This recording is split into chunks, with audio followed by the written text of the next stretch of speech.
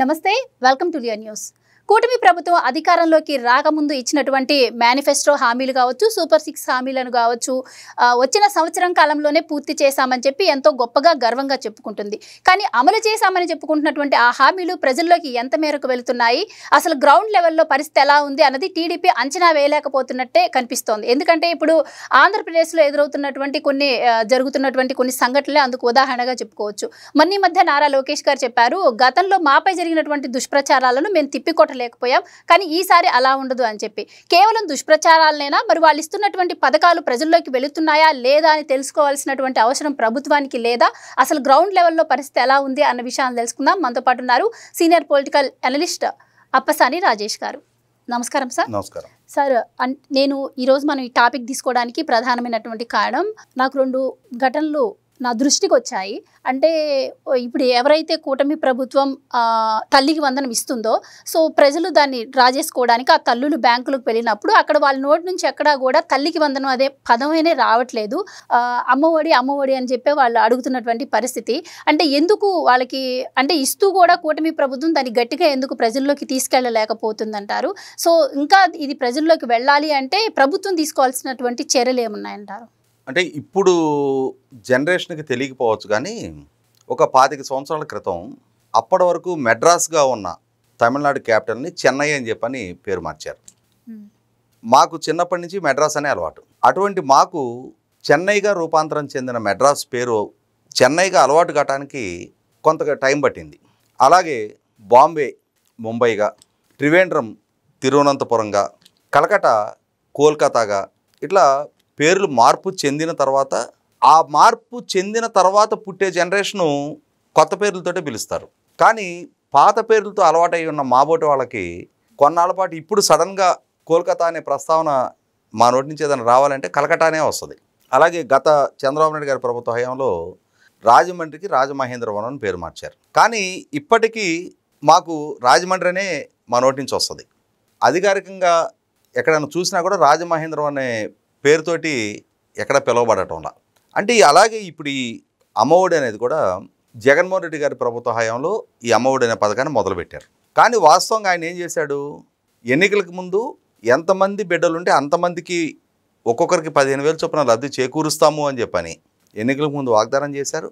వారి సతీమణి భారతి గారు అయితే స్వయంగా లబ్ధిదారులతోటి, మీరు మాకు ఓటేసిన పక్షంలో మీ ఇంట్లో ఎంతమంది పిల్లలుంటే అంతమందికి, అంటే ప్రపోర్షనేట్గా క్యాలిక్యులేట్ చేసి కూడా చెప్పారు ఆవిడ, మీరు ఒక బెడ్ ఉంటే 15,000 వస్తుంది, ఇద్దరుంటే 30,000 వస్తుంది, ముగ్గురుంటే 45,000 వస్తుంది అని చెప్పని అలా చెప్పి అధికారంలోకి వచ్చిన తర్వాత మాత్రం ఆచరణపూర్వకంగా ఆ పథకాన్ని అమలు చేయడానికి వచ్చేటప్పటికి చేసిన వాగ్దానాన్ని నుంచి డీవియేట్ అయ్యి మనం పాలిష్డ్గా డీవియేట్ అంటున్నాం.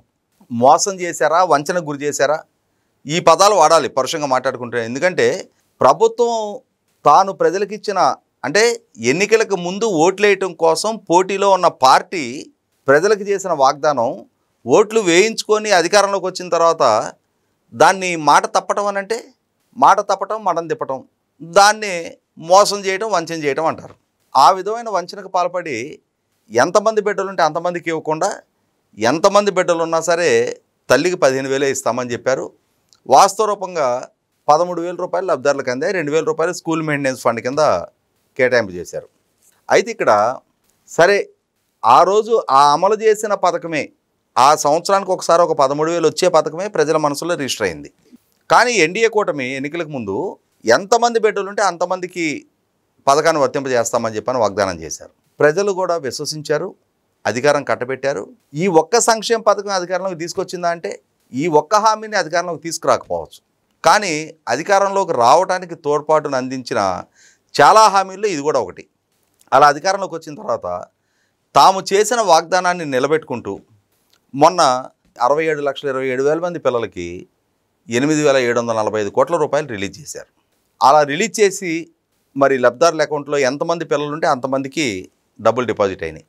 అంటే ఇక్కడ తాము జగన్మోహన్ రెడ్డి గారి కాలం నాటి అమ్మఒడి అని కాకుండా తాము ఎంచుకున్న పథకానికి, అంటే ఇక్కడ ఎంటర్లీ డిఫరెంట్ కాన్సెప్ట్ ఒకటే.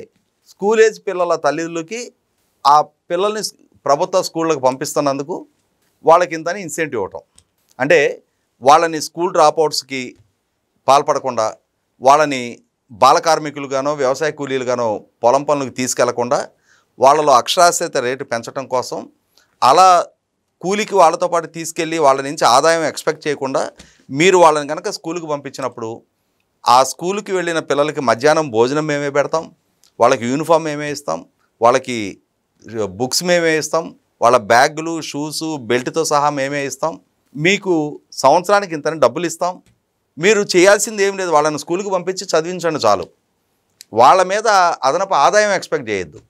మీరు వాళ్ళని స్కూల్ మానిపించి పనులకు తీసుకెళ్తే వచ్చే ఆదాయం సాక్రిఫైస్ చేస్తున్నామన్న ఫీలింగ్లో మీరు అలా ఉంటున్నారు కాబట్టి మీకు ఇంతని ఇన్సెంటివ్ ఇస్తున్నామని చెప్పని అక్షరాస్యతని పెంపొందించడం కోసం పేదరికంలో ఉన్న పిల్లల నుంచి అదనపు ఆదాయాన్ని తల్లిదండ్రులు ఎక్స్పెక్ట్ చేయకుండా ఈ లిటరసీని పెంచడం కోసం ప్రభుత్వ పరంగా తీసుకుంటున్న చొరవ 100% ప్రజల సంక్షేమాన్ని దృష్టిలో పెట్టుకొని తీసుకున్న నిర్ణయమే.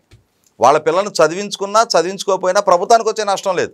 కానీ వాళ్ళని చదివించి ఆ తల్లిదండ్రులు లాంటి వ్యవసాయ కూలీలుగానో బాల కార్మికులుగానో కాకుండా ఆ తల్లిదండ్రుల కన్నా బెటర్ లివింగ్ స్టాండర్డ్స్లో రేపు రోజున వీళ్ళు ఎటువంటి కెరీర్ వీళ్ళకి దక్కడానికి ఆస్కారం ఉంటుందో, ఏ మట్టిలో నుంచి ఏ మాణిక్యాలు తెరవడానికి ఆస్కారం ఉంటుందనే ఉద్దేశంతో ప్రభుత్వాలు ఆ బాలురని నేటి బాలురే రేపటి పౌరులు కాబట్టి వాళ్ళని తీర్చిదిద్దాలి అని చెప్పని వాళ్ళకి ఆ విధమైన ప్రోత్సాహకాలు అందిస్తూ ఉన్నారు.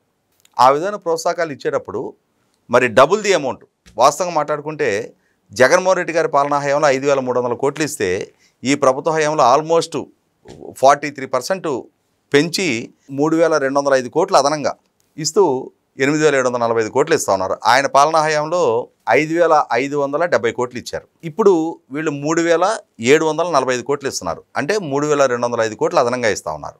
అంత ఇస్తూ కూడా మరి తాము అమలు చేస్తున్న పథకాన్ని ప్రజల మనసులో రిజిస్టర్ అయ్యే విధంగా ప్రచారం చేసుకోవాలి కదా. ఇక్కడ చంద్రబాబు నాయుడు గారి ప్రభుత్వం ఎప్పుడు అధికారంలోకి వచ్చినా సరే తాము చేసిన మంచిని ప్రజలకు చేరేలాగా ప్రజల మనసులో రిజిస్టర్ అయ్యేలాగా ప్రచారం చేసుకోవడంలో విఫలం చెందుతూ ఉన్నారు. వాస్తవంగా 2004కి ముందు కూడా ఆయన చాలా పెను మార్పులు తీసుకొచ్చాడు. పాలనాపరమైన సంస్కరణలకు కారకుడయ్యాడు. ప్రజలకి మెరుగైన సివిక్ కమ్యూనిటీస్ ప్రొవైడ్ చేశాడు. అయినా సరే దాన్ని ప్రజలకు చేరువ చేసే విధంగా చెప్పుకోలేకపోయాడు. ఆయన్ని రైతు వ్యతిరేకంగా రాజశేఖర రెడ్డి గారు చిత్రీకరిస్తే దాన్ని నమ్మారు ప్రజలు. ఆయన వ్యవసాయం దండగా అన్నాడంటే నమ్మారు. ఆయన 2 ఎకరాల రైతు నుంచి 2,000 కోట్లు సంపాదించాడంటే నమ్మారు. అంటే నిజం గడప దాటేలోపు అబద్ధం ప్రపంచాన్ని చుట్టొచ్చిన పర్యవసానం మంచి పరిపాలన అందించి కుటుంబాల ఆర్థిక స్థితిగతులు మెరుగుపడటానికి కారకుడైన చంద్రబాబు నాయుడు గారి పాలన కన్నా రాజశేఖర రెడ్డి గారి ప్రచారానికి ప్రజలు ఎక్కువ ప్రాధాన్యత ఇచ్చారు. అంటే ఈయన నిజం కన్నా ఆయన అబద్ధం ఎక్కువగా ప్రచారానికి నోచుకుంది. 2014-19 మధ్య కూడా విభజన జరిగిన రాష్ట్రం, రాజధాని కూడా లేని స్థితిలో లోటు బడ్జెట్తో ఏర్పడ్డ రాష్ట్రాన్ని ఉద్యోగస్తులకు 43% ఫిట్మెంట్ ఇచ్చాడు. 200 ఉన్న పెన్షన్ 2,000 రూపాయలు చేశాడు. వాస్తవంగా చాలా అద్భుతమైన సంక్షేమాన్ని ఆ పాలనా హయాంలో కొనసాగించారు. ఇరిగేషన్ ప్రాజెక్టులకి 67,000 కోట్ల రూపాయల కేటాయింపులు చేసి రాష్ట్ర వ్యాప్తంగా ఇరిగేషన్ ప్రాజెక్టులన్నింటినీ పరుగులు పెట్టించారు. అలాగే లక్షల కోట్ల రూపాయల పారిశ్రామిక ఒప్పందాలు 3 సార్లు సిఐఏ కన్వెన్షన్స్ పెట్టుకొని 5 లక్షల మందికి ప్రైవేట్ రంగంలో ఉపాధి కల్పన చేశారు. 2 సార్లు డిఎస్సి కండక్ట్ చేశారు. ఇన్ని చేసి కూడా వీటిని ప్రజలకు చేరువయ్యే విధంగా తాము అమలు చేసిన సంక్షేమాన్ని ప్రజల మనసులో రిజిస్టర్ అయ్యే విధంగా ప్రచారం చేసుకోలేకపోయారు. ఏం ప్రజలకి చేరువైంది? జగన్మోహన్ రెడ్డి చేసిన ఆరోపణలు. చంద్రబాబు నాయుడు గారు రాజధాని నిర్మాణం చేస్తుంటే దాన్ని కమరావతి అన్నాడు.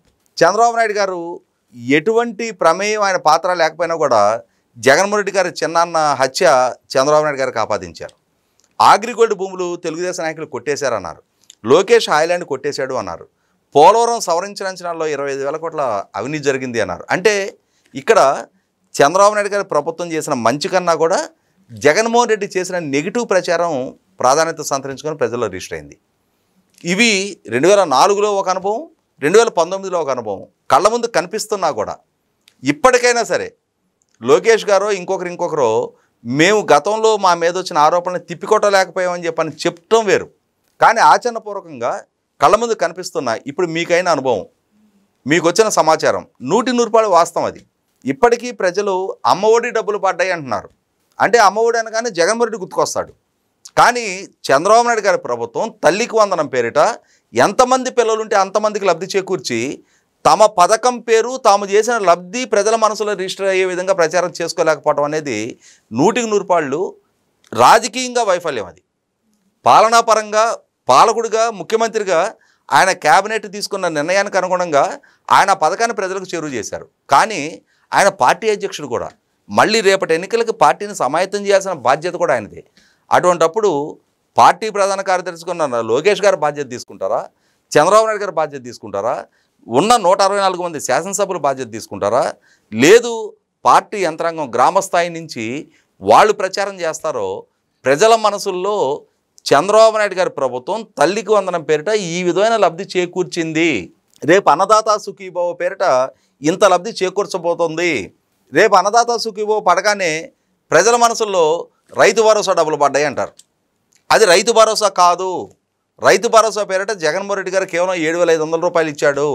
ఇవాళ చంద్రబాబు నాయుడు గారు అన్నదాత సుఖీభవ పేరిట కేంద్ర ప్రభుత్వం ఇస్తున్న 6,000కి తోడు అదనంగా 14,000 ఆయన ఇస్తూ ఉన్నారు. ఇది చంద్రబాబు నాయుడు గారి ప్రభుత్వం ద్వారా అమలు జరుగుతున్న పథకం. ఈ పథకం పేరు అన్నదాత సుఖీభవ అని చెప్పని ప్రచారం చేసుకొని తీరాల్సిన బాధ్యత ఎన్డీఏ కూటమి పక్షాల మీద ఉంది.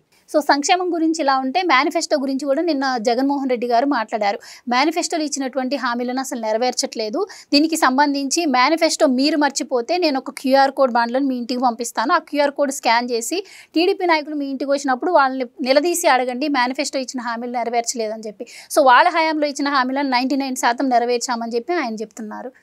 అంటే ఇప్పుడు జగన్మోహన్ రెడ్డి గారు ఏ హామీలు ఇచ్చాడు, వాటిని ఎంతటి స్థాయిలో అమలుపరిచాడు, ఏవి విఫలం చెందాడు అనేది ప్రజలకు ఒక స్పష్టత ఉంది. కాబట్టి ఆ రోజు కూడా మైకి దొరికిన ప్రతి సందర్భంలో మేనిఫెస్టో మాకు బైబిలు ఖురాన్తో సమానం, భగవద్గీతతో సమానం, మా మేనిఫెస్టోలో మేము 98%, 99%, 99.5% అమలు చేసామని చెప్పని ఆర్భాటకు ప్రచారాలు చేసుకున్నాడు. కానీ ప్రజలకున్న స్పష్టత మేరకు ప్రజలు జగన్మోహన్ రెడ్డి మనల్ని నమ్మించి మోసం చేశాడు, ఇతని మీద పెట్టుకున్న అంచనాలకి పాలకుడిగా ఇతని పాలనా తీరికి మధ్య ఉన్న వ్యత్యాసం దృష్ట్యా ఇతన్ని మళ్ళీ పాలకుడిగా కొనసాగించడం అనవసరం అని చెప్పని ప్రజలు ఒక స్పష్టమైన తీర్పు ఇచ్చారు. జగన్మోహన్ రెడ్డి గారు ఆయన విధానాలతోటే ఆయన ఆ రోజు చేసిన ప్రచారాలకు అనుగుణంగానే నేడు కూడా ప్రచారం చేస్తూ ఉంటాడు. కానీ ప్రజల చేత నెగ్గి ప్రజలకి తాము చేసిన వాగ్దానాలను నెరవేర్చుకుంటూ ఆ నెరవేర్చుకున్న వాగ్దానాలని ఇది తమ ఘనత, మాట మేము నిలబెట్టుకున్నాం, మీకు మాట ఇచ్చాం, మీరు మమ్మల్ని నమ్మారు, మీకు ఇచ్చిన మాట మేము నిలబెట్టుకున్నాం అని చెప్పని ప్రచారం చేసుకోవాల్సిన బాధ్యత వీళ్ళది. వీళ్ళతో రాజకీయంగా విభేదించే జగన్మోహన్ రెడ్డి గారు వీళ్ళేం చేయలేదనే ప్రచారం చేస్తాడు. కానీ చేసిన వాళ్ళు మేము చేశామని చెప్పుకోవాల్సిన బాధ్యత వీళ్ళది కదా. ఆ విషయంలో ఫెయిల్ అవుతూ ఉన్నారు. 100% దీన్ని ఏ విధంగా కాన్సెప్టలైజ్ చేస్తారు, ఏ విధంగా ప్రజలకు చేరువ చేసుకుంటారు అనేది రేపటి రోజున వీళ్ళకి భవిష్యత్తులో ఎదురుగాబోయే ఎన్నికల్లో ఎటువంటి ఫలితాలు దక్కాలి అనేది కూడా వీళ్ళే వ్యూహరచన చేసుకోవాల్సిన అవసరం ఉంది.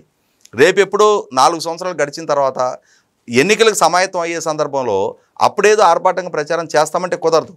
మీరు పాలకుడిగా బాధ్యతలు చేపట్టిన తర్వాత మీరు ముఖ్యమంత్రిగా ప్రమాణ స్వీకారం చేసిన 19వ రోజు మీరు వాగ్దానం చేసిన 1,000 రూపాయల పెన్షన్ పెంపుని అమలు చేశారు. కానీ ప్రజలకి ఆ లబ్ధి చేకూరుతూ ఉంది. మీరు చెయ్యలేదు అని మీరు ఇంకా అమలు చేయని పథకాల గురించి ప్రస్తావిస్తున్న జగన్మోహన్ రెడ్డి ఆయన మీరు చేయని అంశాలే ప్రస్తావిస్తాడు. కానీ మీరు చేసిన వాటిని ప్రచారం చేసుకోవాల్సిన బాధ్యత మీది కదా. మరి దానికి ఏ విధంగా దాన్ని కార్యక్రమ రూపకల్పన చేస్తారు, ఏ విధంగా మీ శ్రేణులను సమాయత్తం చేస్తారు, ప్రభుత్వ పరంగా అధికారికంగా ప్రజలని కలిసి మీరు వివరించి చెప్తారా? మీ పార్టీ పరంగా 3 పార్టీల శ్రేణులు మా ఘనత ఇది, మేము ఈ విధంగా మీకు లబ్ధి చేకూరుస్తున్నామని చెప్పని లబ్ధిదారులకు మీరు మీ పథకాన్ని పరిచయం చేస్తారో మీరు ఆలోచించుకోండి. మళ్ళీ ఇంకొకసారి ఈ పథకం నిధులు జమ అయ్యే నాటికి ప్రజల మనసులో నుంచి ఈ అమ్మ ఒడి అనేది ఎలా అయితే మెడ్రాస్ ఎరాజ్ అయ్యి చెన్నై వాళ్ళందరికీ అలవాటైందో అలాగే మీ మనసులో మీ పాలన ద్వారా అందిస్తున్న తల్లికి వందనం కూడా ప్రజల మనసులో రిజిస్టర్ అయ్యే విధంగా ప్రచారం చేసుకోవాల్సిన బాధ్యత మీదే. Thank you so much. Please subscribe to Leo News for more videos.